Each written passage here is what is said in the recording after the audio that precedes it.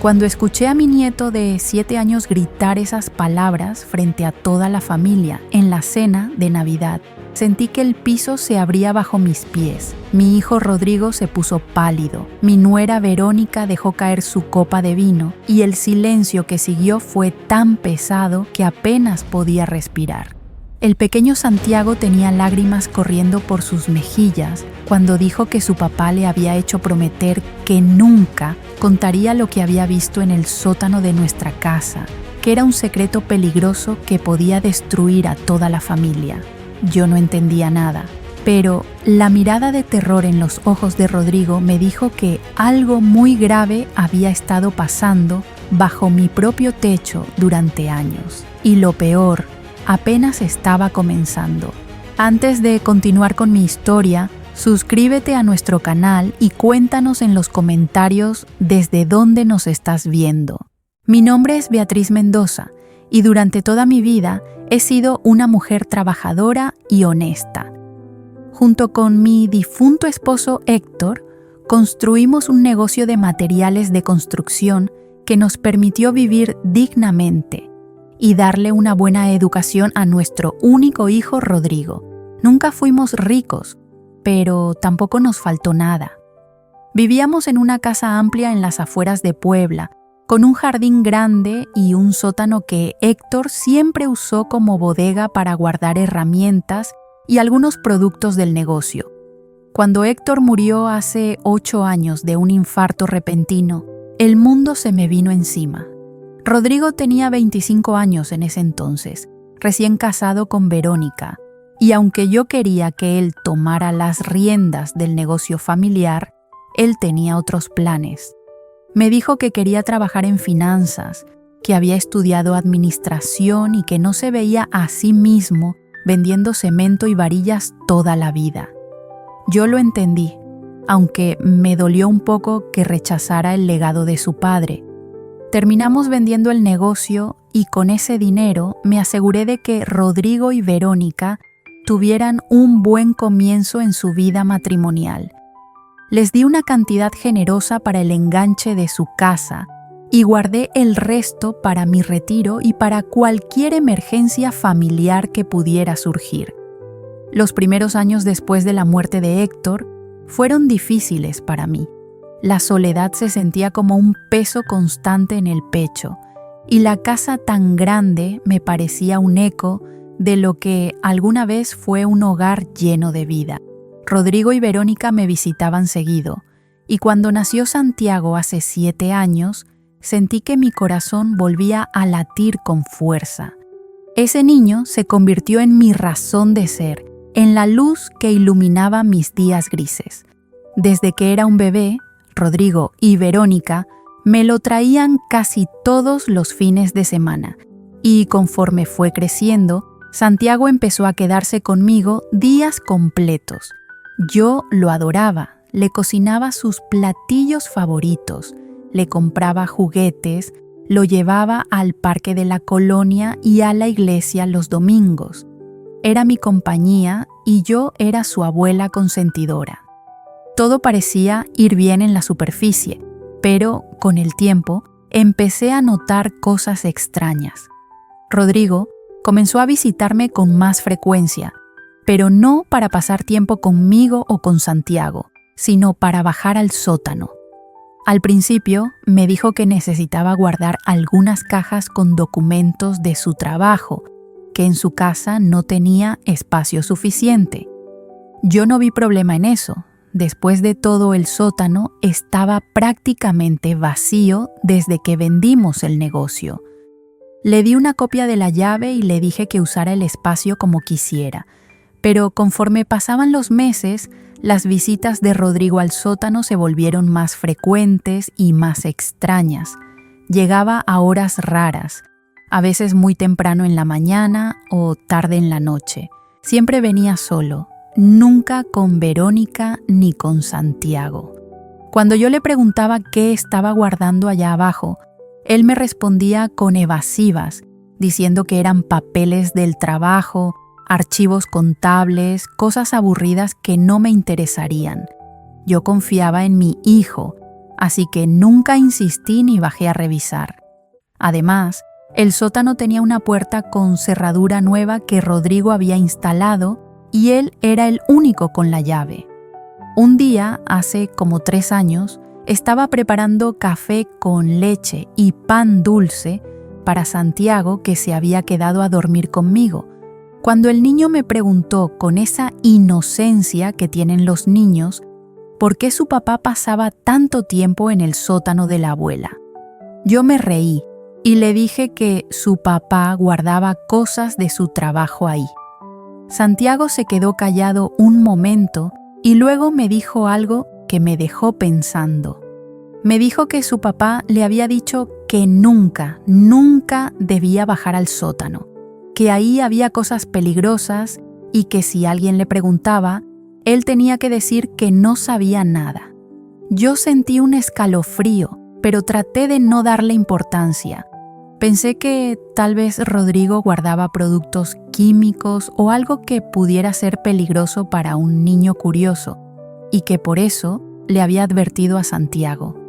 Pero algo dentro de mí no quedó tranquilo. Esa noche, cuando Rodrigo vino a recoger a Santiago, le pregunté con toda naturalidad qué era lo que guardaba en el sótano que era tan peligroso para los niños. Rodrigo se tensó inmediatamente.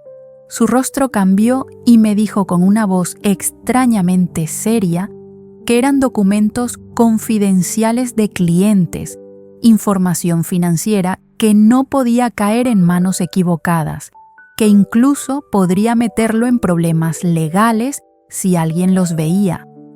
Me pidió que por favor no bajara al sótano y que no dejara que Santiago se acercara por ahí. Yo asentí, pero algo en su tono de voz, en la forma en que me miró, me hizo sentir que me estaba ocultando algo mucho más grande. Pero lo que descubrí meses después lo cambió todo. Los siguientes meses transcurrieron con una tensión sutil que yo no podía ignorar. Rodrigo seguía visitando el sótano con regularidad, a veces 2 o 3 veces por semana. Siempre llegaba con una expresión tensa, casi nerviosa, y se iba rápidamente después de pasar 1 hora o más allá abajo. Yo intentaba no pensar demasiado en ello, pero la semilla de la duda ya estaba plantada en mi corazón. Verónica tampoco parecía estar al tanto de lo que Rodrigo hacía, o al menos eso parecía. Cuando hablaba con ella por teléfono o la veía en las reuniones familiares, notaba que también lucía preocupada y distante. Un día me atreví a preguntarle si todo estaba bien entre ella y Rodrigo, si había algún problema en el matrimonio. Verónica me miró con esos ojos cansados y me dijo que Rodrigo había estado trabajando mucho, que llegaba tarde a casa y que pasaba mucho tiempo estresado por asuntos del trabajo. Me dijo que él le había comentado que tenía clientes muy exigentes y que estaba manejando cuentas importantes, pero que no le daba muchos detalles. Yo no supe qué decir, solo le di un abrazo y le dije que si necesitaba hablar, siempre estaría ahí para ella. Santiago, por su parte, seguía siendo el niño alegre y cariñoso de siempre cuando estaba conmigo, pero empecé a notar pequeños cambios en su comportamiento. A veces se quedaba callado, mirando hacia la puerta del sótano con una expresión que no podía descifrar. Una tarde, mientras jugábamos en el jardín, me preguntó si yo sabía qué había dentro de las cajas que su papá guardaba. Yo le dije que no, que eran cosas de trabajo, pero Santiago insistió. Me dijo que una vez había visto a su papá sacar fajos de billetes de una de esas cajas.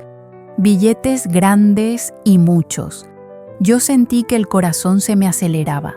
Le pregunté cuándo había visto eso, y él me dijo que hacía mucho tiempo, que su papá lo había llevado con él una vez al sótano y le había mostrado las cajas, pero después le había hecho prometer que nunca le diría a nadie lo que había visto.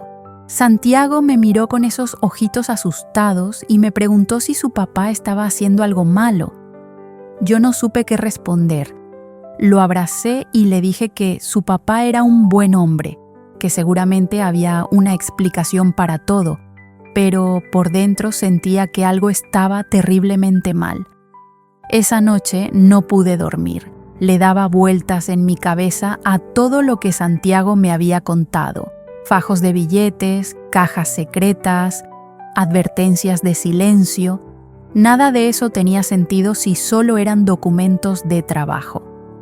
Pensé en bajar al sótano, en forzar la cerradura si era necesario, pero algo me detenía. Era mi hijo, el hombre que había criado con tanto amor y esfuerzo. No podía creer que estuviera involucrado en algo ilegal o peligroso. Decidí hablar con él directamente. Unos días después, cuando Rodrigo vino a dejar a Santiago, lo detuve antes de que se fuera y le pedí que habláramos a solas. Nos sentamos en la sala y con el corazón latiéndome fuerte le pregunté qué estaba pasando realmente. Le dije que Santiago me había contado sobre el dinero, sobre las cajas y que yo necesitaba saber la verdad. Rodrigo se puso pálido, su mandíbula se tensó y por un momento pensé que iba a confesarlo todo. Pero en lugar de eso se enojó. Me dijo que Santiago era solo un niño con mucha imaginación, que probablemente había visto billetes de algún juego o algo sin importancia, y que yo no debía hacerle caso a las fantasías de un niño. Me pidió con un tono casi amenazante que dejara de hacerle preguntas a Santiago sobre el sótano, que eso solo lo confundía y lo asustaba. Luego se levantó y se fue sin siquiera despedirse. Yo me quedé sentada en la sala, temblando. Nunca había visto a Rodrigo así, tan frío y tan defensivo. Sabía que me estaba mintiendo, pero no tenía forma de probarlo. Los meses siguientes fueron una tortura silenciosa. Rodrigo dejó de visitarme con tanta frecuencia y cuando lo hacía apenas me hablaba. Santiago seguía quedándose conmigo los fines de semana, pero ahora yo notaba que el niño estaba más callado, más asustado. Una noche, mientras lo arropaba en su cama, Santiago me abrazó fuerte y me susurró al oído que tenía miedo de que su papá se metiera en problemas, que había escuchado a sus papás pelear sobre algo relacionado con dinero y con gente peligrosa. Yo sentí que se me helaba la sangre. Le pregunté qué había escuchado exactamente, pero Santiago solo negó con la cabeza y me pidió que no le dijera a su papá que me había contado eso. Yo le prometí que no diría nada, pero por dentro estaba destrozada. Necesitaba saber qué estaba pasando. Unos días después tomé una decisión. Esperé a que Rodrigo viniera al sótano y en cuanto se fue, decidí que era hora de descubrir la verdad. Busqué una linterna, bajé las escaleras y me paré frente a la puerta cerrada con llave. Toqué la puerta con los nudillos, como esperando que alguien me respondiera desde adentro, y luego intenté girar la perilla. Estaba cerrada, como esperaba, pero no me iba a rendir. Sabía que en el garaje había herramientas y que podía forzar esa cerradura si me lo proponía. Pero justo cuando estaba a punto de subir a buscar algo para abrir la puerta, escuché la voz de Rodrigo detrás de mí, y en ese momento supe que nada volvería a ser igual. Rodrigo estaba parado en las escaleras del sótano, con los brazos cruzados y una expresión en su rostro que nunca antes le había visto.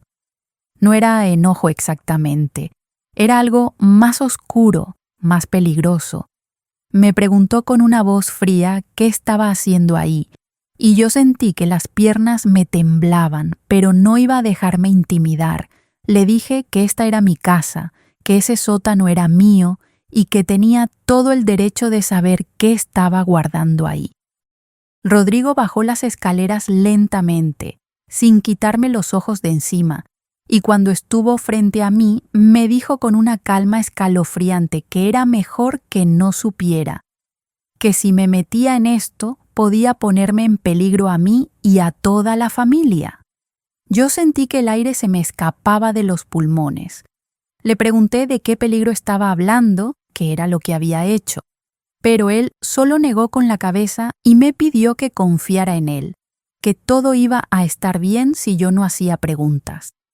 Yo no podía creer lo que estaba escuchando.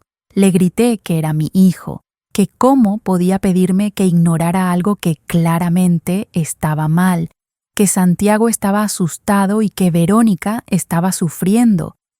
Rodrigo cerró los ojos por un momento, como si estuviera luchando internamente, y luego me dijo algo que me dejó sin palabras.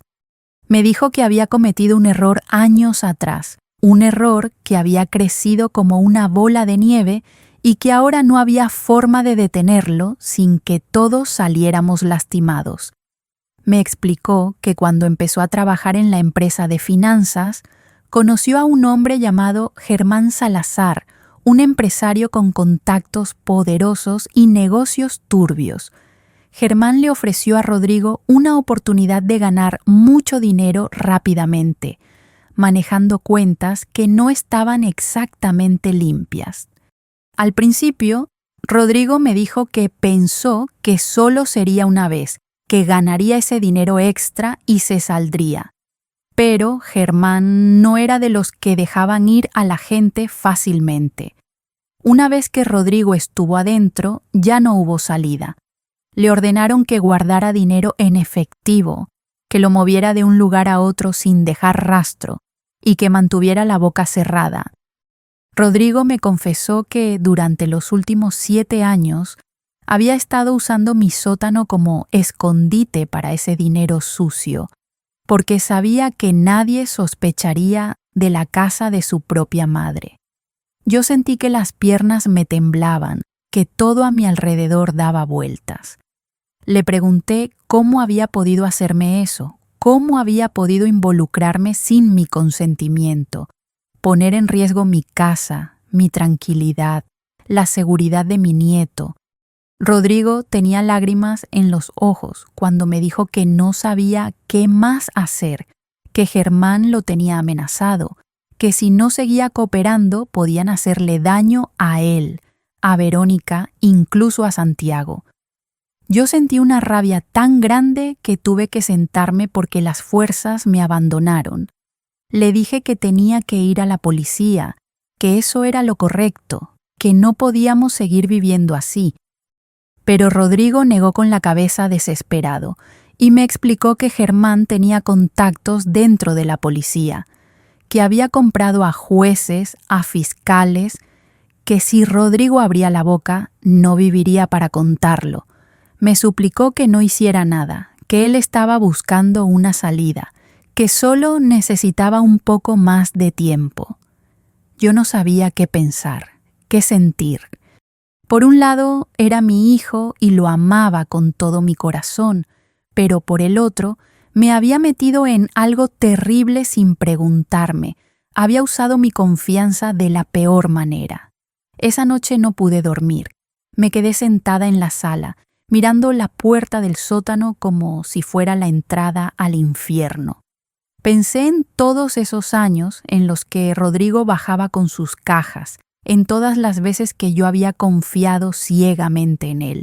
Me sentía traicionada, asustada, pero también atrapada, porque ahora yo también estaba en medio de todo esto. A la mañana siguiente, Verónica vino a verme.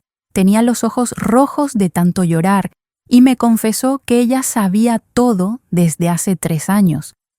Me dijo que al principio Rodrigo le había ocultado la verdad a ella también, pero que un día ella lo descubrió cuando lo vio contando fajos de billetes en la madrugada. Rodrigo tuvo que contarle todo, y desde entonces ella había estado viviendo con ese miedo constante, con la angustia de que en cualquier momento todo explotara. Me preguntó si yo podía perdonarla por no haberme dicho nada antes, pero que Rodrigo le había hecho jurar que no me involucraría porque yo no merecía cargar con eso. Yo abracé a Verónica y le dije que no era su culpa, que ella también era una víctima en todo esto. Le pregunté por Santiago cómo es que él sabía del sótano, y Verónica me explicó entre sollozos que hacía unas semanas Santiago había bajado sin permiso mientras Rodrigo movía unas cajas. El niño vio el dinero y Rodrigo se asustó tanto que lo regañó muy fuerte y le dijo que nunca debía hablar de lo que había visto. Santiago quedó traumatizado, por eso estaba tan nervioso y callado últimamente. Eso me rompió el corazón. Mi nieto, un niño inocente de 7 años, estaba cargando con un secreto que no le correspondía, viviendo con miedo por culpa de los errores de su padre. Yo le dije a Verónica que teníamos que proteger a Santiago antes que nada, que él no podía seguir expuesto a esa situación. Ella estuvo de acuerdo y me dijo que había pensado en irse de la ciudad con el niño, pero que no tenía dinero ni familia a donde recurrir. Yo le ofrecí mi apoyo. Le dije que buscaríamos la forma de sacarlos de ahí si era necesario. Pasaron 2 semanas tensas. Rodrigo seguía viniendo a la casa, pero ya no era el mismo. Se veía demacrado, nervioso, siempre mirando por encima del hombro, como si alguien lo estuviera siguiendo.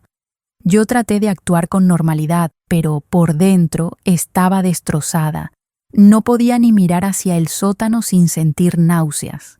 Una tarde, mientras yo estaba en la cocina preparando tamales, como siempre hacía para distraerme, escuché que tocaban la puerta con fuerza. Abrí y me encontré con 2 hombres que nunca había visto.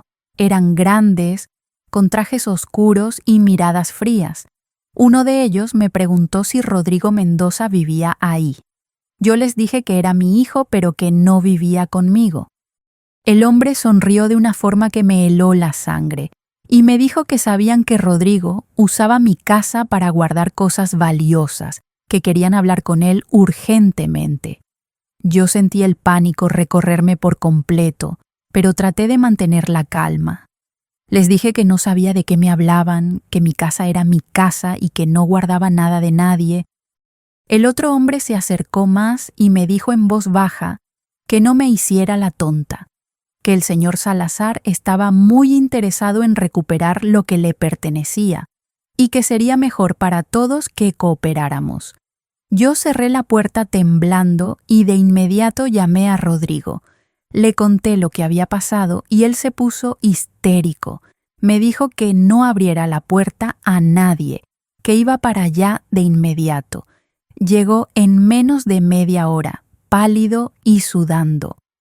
Me explicó que Germán había descubierto que Rodrigo estaba planeando declarar contra él, que alguien le había soplado información y que ahora Germán quería recuperar todo el dinero que estaba en mi sótano antes de que las autoridades llegaran.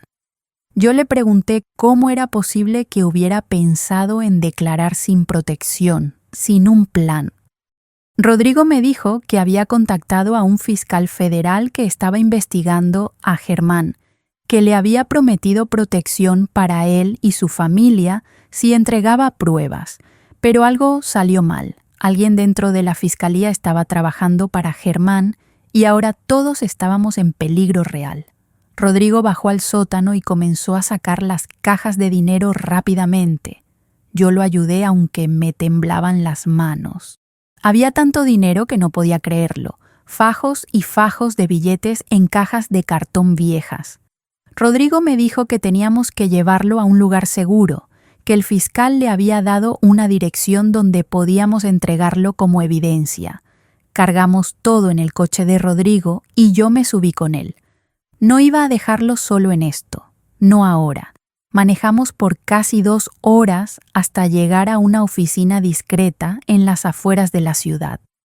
Ahí nos recibió un hombre serio que se presentó como el fiscal Morales.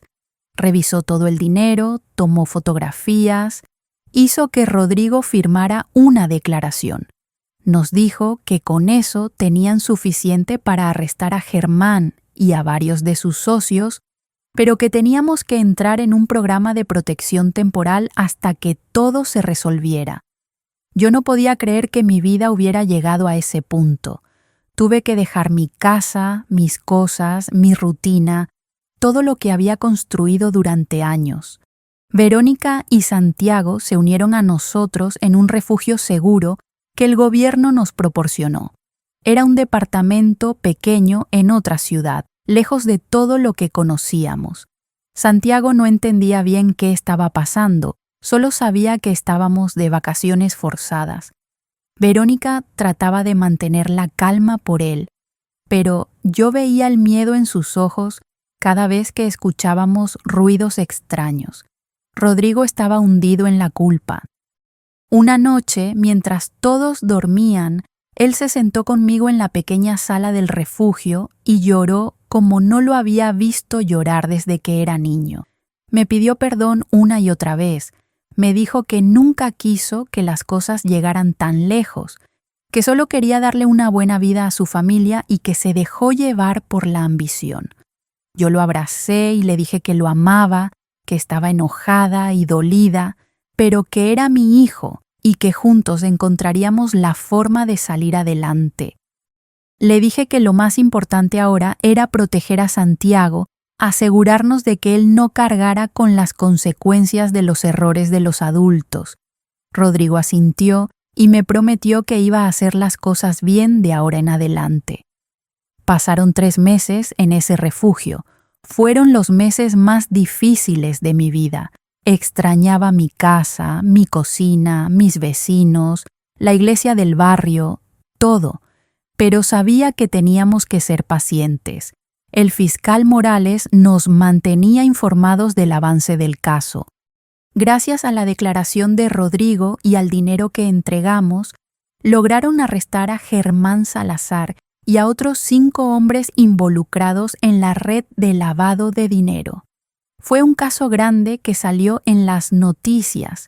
Yo veía todo desde la distancia, sintiendo una mezcla de alivio y tristeza. Alivio porque finalmente todo estaba saliendo a la luz, y tristeza porque mi familia había pagado un precio muy alto por los errores de mi hijo. Cuando finalmente nos dijeron que podíamos regresar a casa, yo sentí una emoción enorme, pero también miedo. Miedo de que alguien más viniera a buscarnos, miedo de que todo volviera a empezar. Regresamos a la ciudad en un día gris de marzo.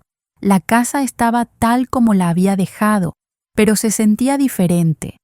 El sótano estaba vacío ahora, sin cajas, sin secretos, solo un espacio frío y oscuro que me recordaba todo lo que habíamos pasado. Decidí que nunca más lo usaría, que lo cerraría con llave y trataría de olvidar lo que había ocurrido ahí. Rodrigo volvió a buscar trabajo, pero no fue fácil. Su reputación estaba manchada, muchas empresas no querían contratarlo por su pasado. Sin embargo, él no se rindió.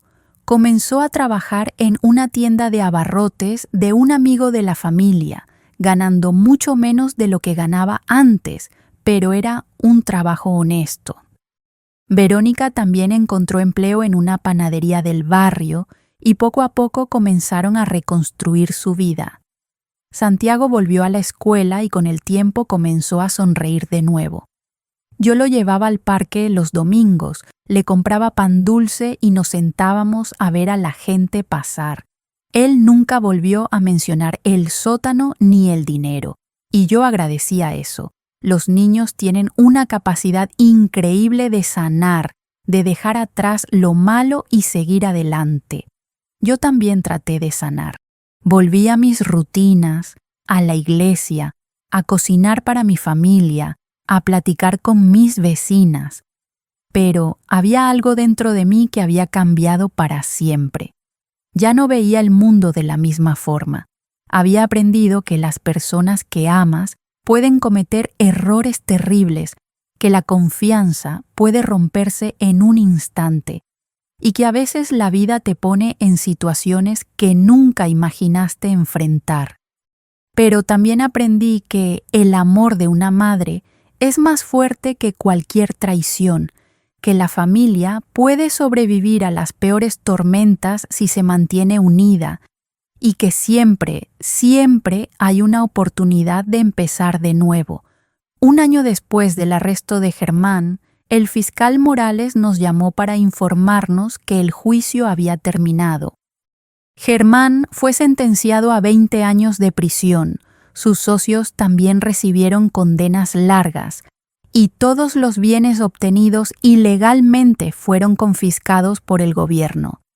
Rodrigo no fue a la cárcel gracias a su cooperación, pero tuvo que cumplir con trabajos comunitarios y estar bajo supervisión legal por 3 años. Fue un alivio enorme saber que todo había terminado oficialmente. Yo respiré profundo cuando colgué el teléfono ese día.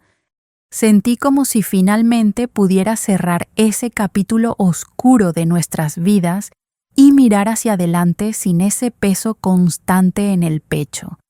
Pero la verdad es que las heridas no sanan solo porque el villano esté en la cárcel.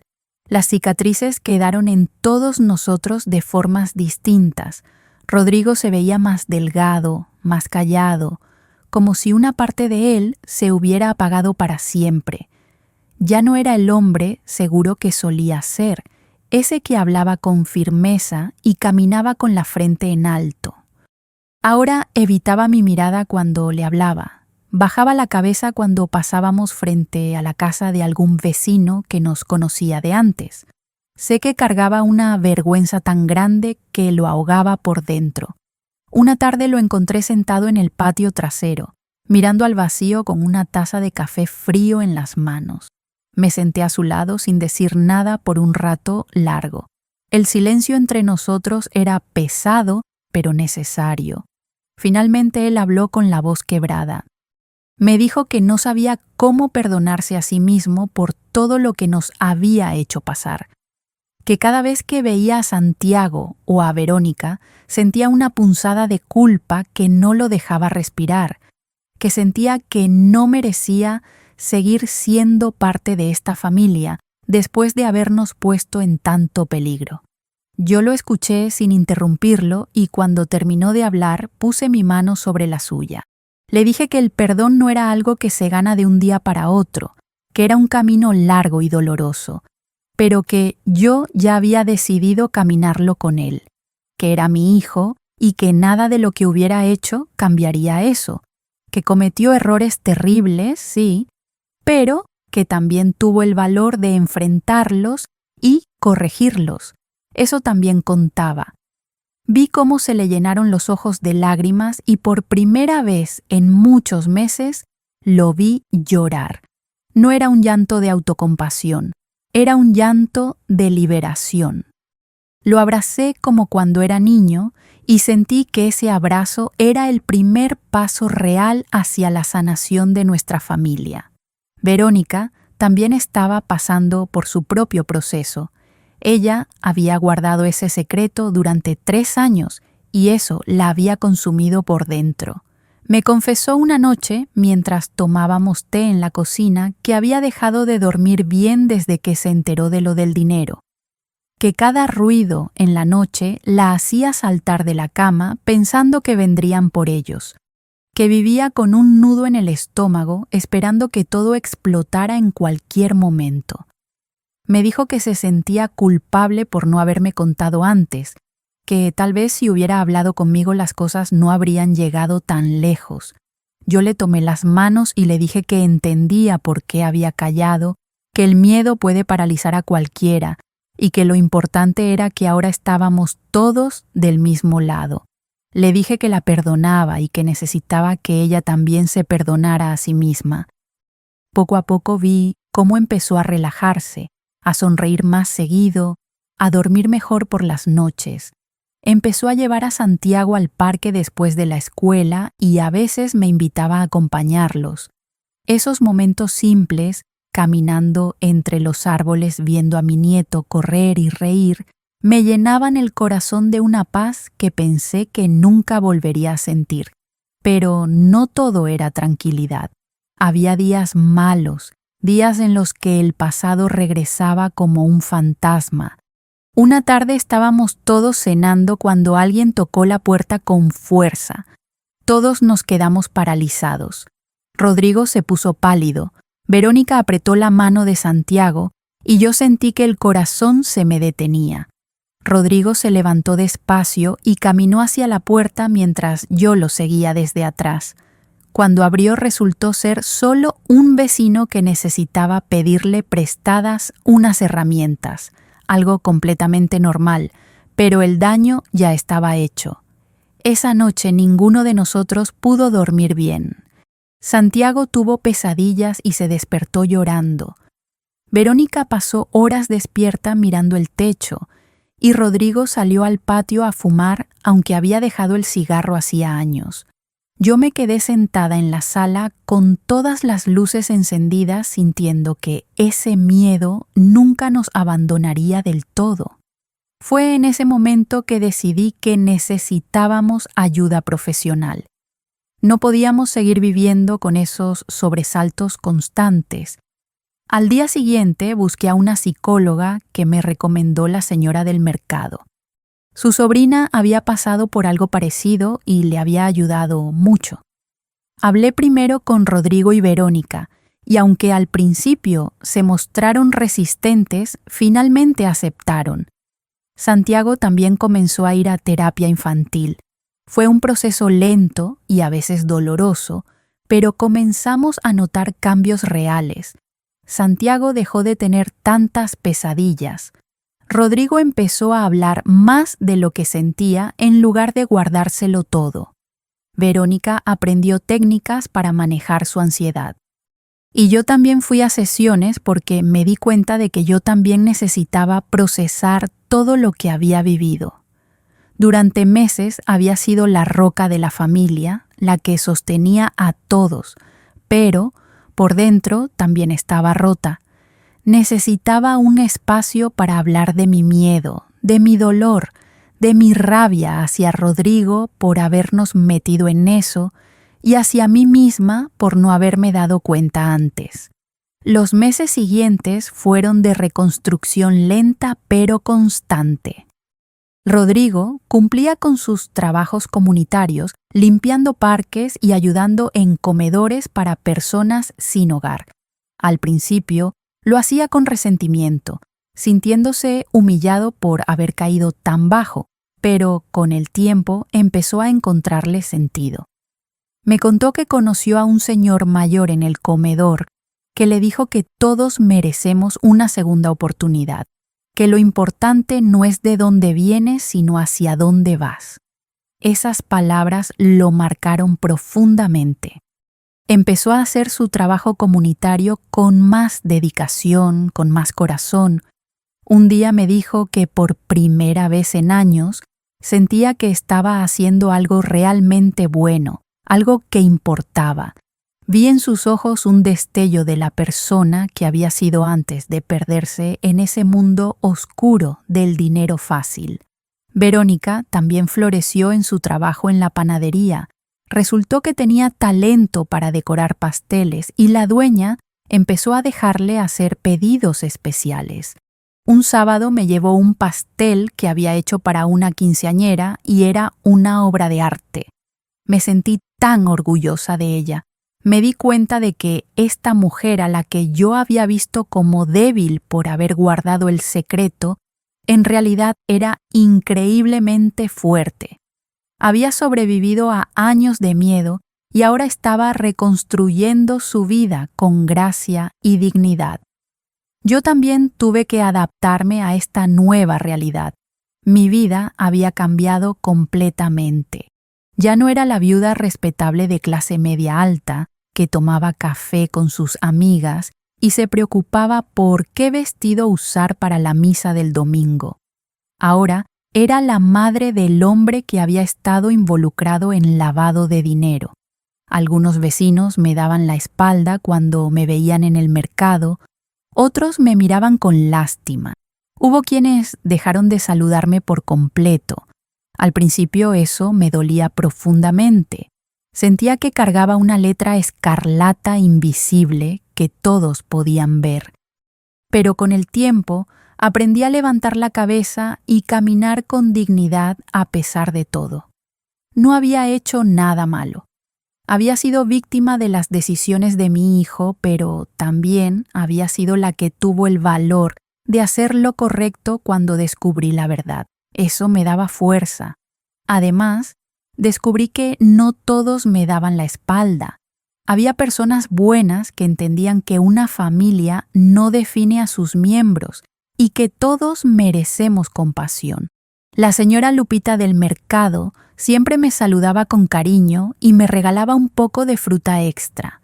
El padre Miguel de la iglesia me buscaba después de misa para preguntarme cómo estábamos y ofrecerme su apoyo. Mi amiga Teresa nunca dejó de visitarme y de invitarme a caminar por las tardes. Esas pequeñas muestras de bondad me recordaban que todavía había luz en el mundo. Una tarde estaba yo ordenando el closet cuando encontré una caja vieja con fotos de cuando Rodrigo era niño. Me senté en el piso y empecé a verlas una por una. Ahí estaba él con su uniforme de la primaria sonriendo sin un diente. En otra foto estaba abrazando a su papá después de un partido de fútbol. En otra, más estaba soplando las velas de su cumpleaños número 10 rodeado de amigos. Ese niño de las fotos era inocente, lleno de sueños y esperanzas. Me pregunté en qué momento se había perdido, en qué momento había tomado la decisión de aceptar ese dinero sucio. Traté de recordar si había habido señales, momentos en los que pude haber intervenido, pero la verdad es que no las vi, o tal vez no quise verlas. Es fácil engañarse a uno mismo cuando se trata de las personas que amas. Quieres creer que están bien, que toman buenas decisiones, que todo está bajo control. Pero a veces la realidad es muy distinta y cuando te das cuenta ya es demasiado tarde. Guardé las fotos de nuevo en la caja y las cerré con cuidado. Ese niño de las fotos ya no existía, pero el hombre en el que se había convertido todavía podía encontrar su camino de regreso a la luz. Los meses siguieron pasando y poco a poco las heridas fueron sanando, aunque las cicatrices permanecieron.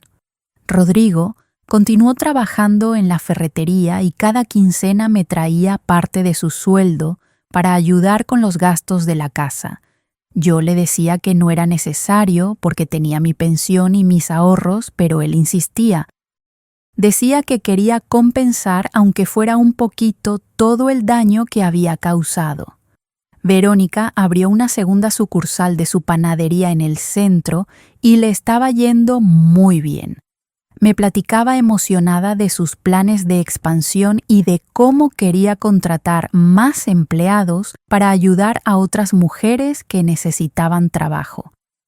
Ver su éxito me llenaba de orgullo porque ella había salido adelante por su propio esfuerzo sin depender de nadie. Santiago terminó el año escolar con buenas calificaciones y su maestra nos dijo que había notado un cambio positivo en él. Ya no era ese niño callado y asustado que se escondía detrás de mí. Ahora levantaba la mano en clase, jugaba con sus compañeros en el recreo y hasta se había unido al equipo de fútbol de la escuela. Una tarde llegó corriendo a casa con una medalla que había ganado en un torneo deportivo, y la emoción en sus ojos me recordó que los niños son resilientes y que tienen una capacidad increíble para sanar cuando se les da amor y seguridad. En cuanto a mí, seguí asistiendo a terapia aunque ya no era tan frecuente como antes. La doctora Ramírez me había ayudado mucho a procesar todo lo que había vivido y a entender que no tenía la culpa de las decisiones de mi hijo. Me enseñó que puedes amar a alguien profundamente y al mismo tiempo reconocer que cometió errores terribles, que esas dos cosas no son contradictorias, sino parte de la complejidad de las relaciones humanas. También me ayudó a trabajar en perdonarme a mí misma por no haberme dado cuenta antes de lo que estaba pasando bajo mi propio techo. Durante mucho tiempo me castigué pensando que debí haber visto las señales, pero la verdad es que Rodrigo fue muy cuidadoso en esconder su secreto, y yo no tenía manera de saber lo que guardaba en ese porón.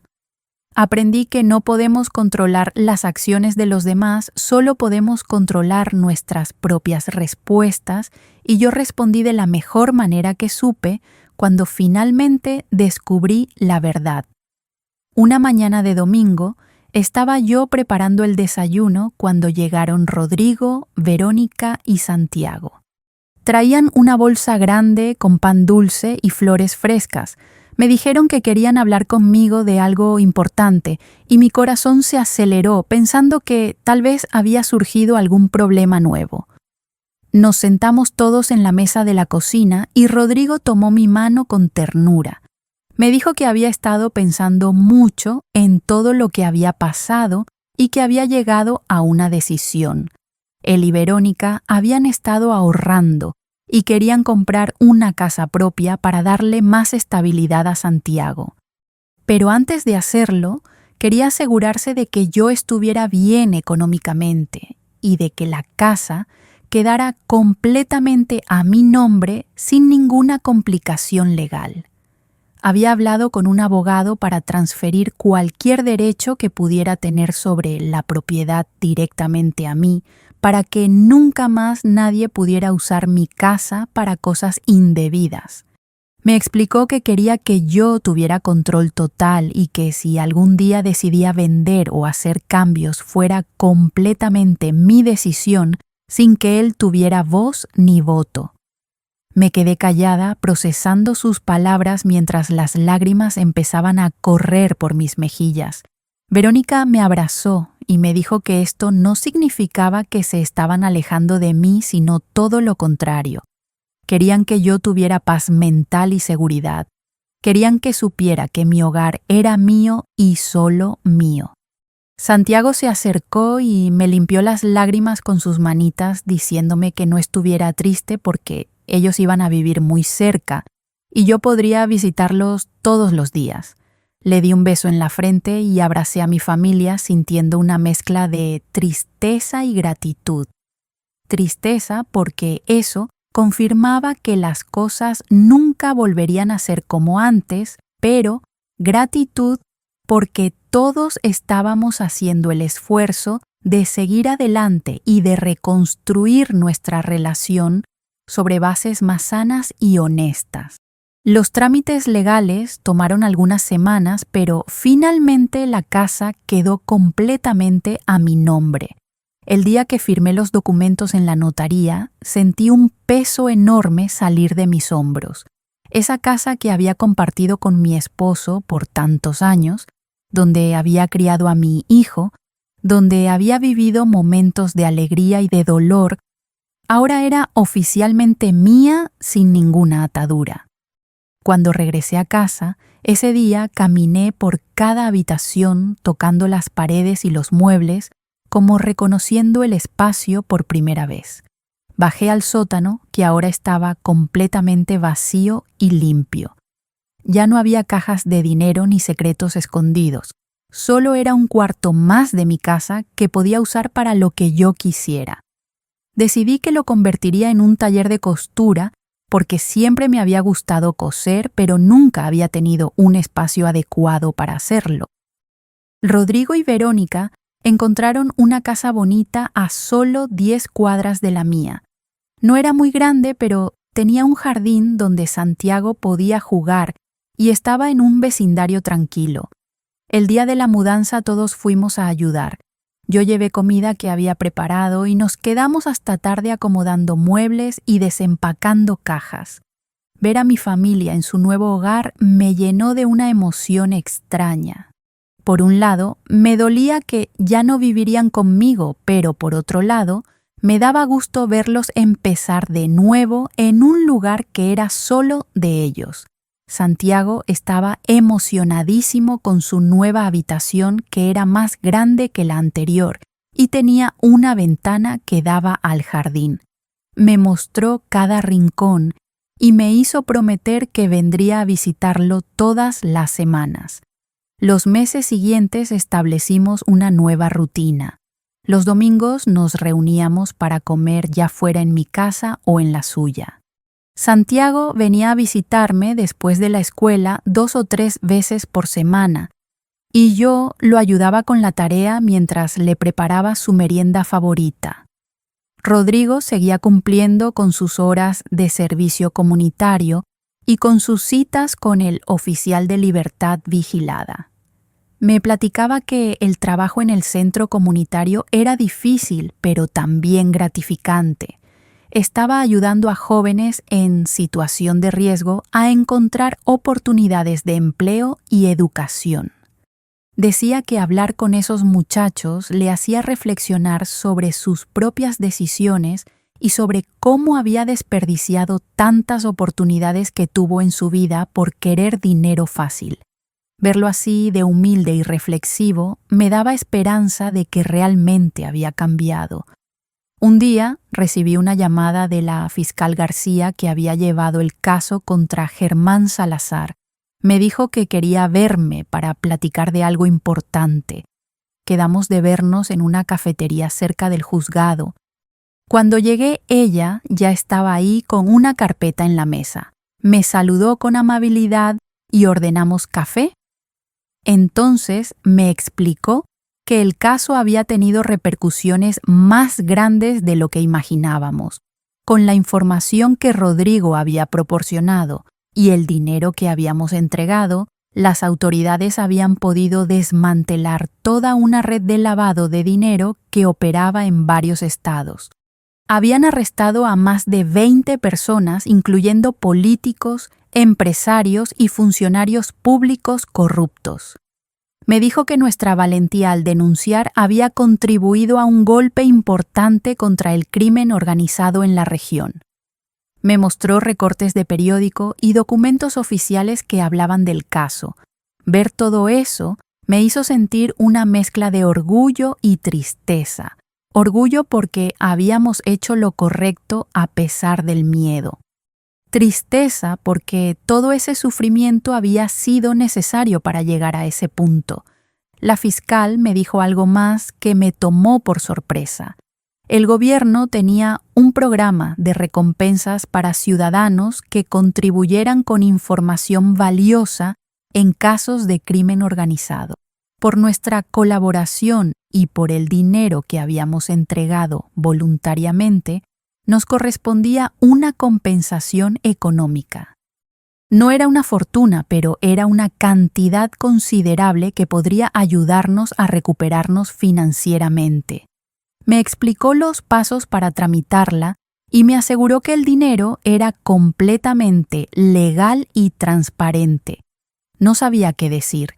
Nunca lo habíamos hecho por dinero, sino porque era lo correcto, pero no podía negar que esa ayuda vendría muy bien, especialmente para asegurar el futuro de Santiago. Le agradecí y quedé de platicar con Rodrigo para hacer los trámites correspondientes. Esa noche llamé a Rodrigo y le conté de la reunión con la fiscal. Se quedó callado por un momento y luego dijo que ese dinero debía ser para mí y para Santiago, que él no merecía nada después de todo lo que había hecho. Le dije que no fuera tonto, que todos habíamos sufrido las consecuencias y que todos merecíamos un poco de alivio. Decidimos que usaríamos parte del dinero para poner un fondo de educación para Santiago, otra parte para hacer reparaciones en mi casa que ya hacían falta, y el resto lo dividiríamos entre nosotros para tener un colchón de seguridad. Por primera vez en mucho tiempo sentí que las cosas estaban mejorando de verdad y que tal vez después de tanta oscuridad finalmente estábamos viendo la luz. El proceso para recibir la compensación tomó varios meses, pero finalmente llegó el día en que depositaron el dinero. Rodrigo insistió en que fuéramos juntos al banco para abrir la cuenta para Santiago. Viendo ese dinero ahí, destinado al futuro de mi nieto, sentí una paz que no había sentido en mucho tiempo. Pensé en mi esposo y en cómo estaría orgulloso de saber que su nieto tendría oportunidades para estudiar y salir adelante. Pensé en todo lo que habíamos pasado como familia y en cómo habíamos logrado sobrevivir a la tormenta. No fue fácil y todavía había días difíciles, pero estábamos juntos y eso era lo que importaba.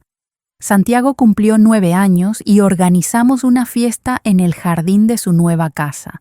Invitamos a sus amigos de la escuela, a algunos vecinos y a la familia cercana. Verlo correr y jugar con sus amigos, escuchar sus risas y ver su sonrisa sincera me llenó el corazón de alegría. Ese niño había pasado por mucho para su corta edad, pero estaba saliendo adelante. Era fuerte como su abuelo y bondadoso como su madre.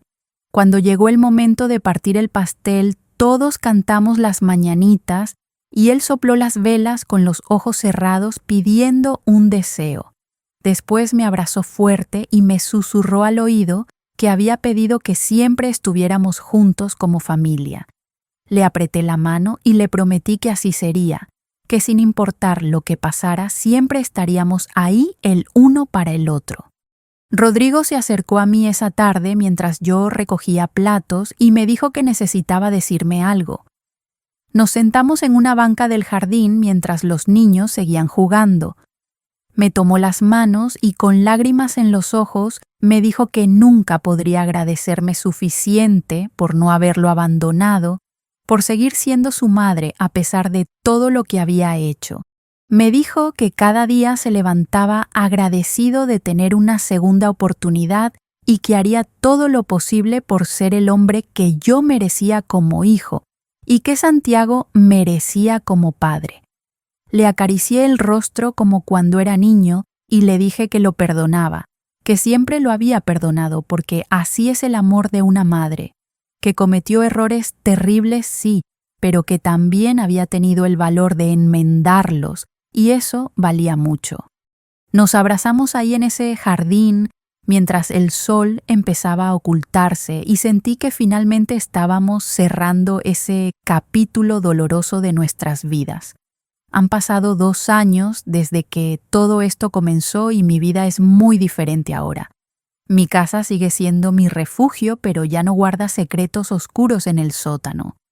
Ahora ahí está mi taller de costura donde paso las tardes haciendo manteles y vestidos que vendo en el mercado.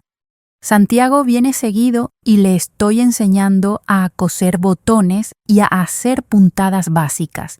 Dice que cuando sea grande va a ser diseñador de modas, y yo le creo porque ese niño tiene un talento especial.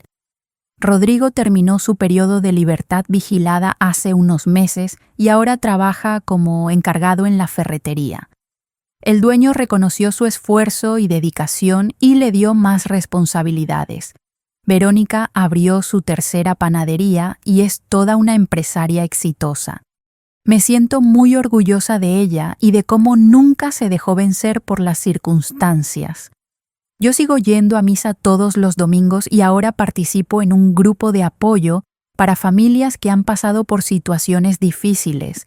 Compartir mi historia con otras personas me ha ayudado a sanar y también a ayudar a otros que están pasando por lo mismo.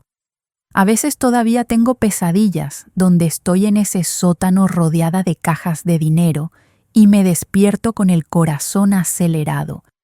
Pero entonces respiro profundo, miro alrededor de mi habitación y me recuerdo que eso ya pasó, que estamos a salvo y que salimos adelante.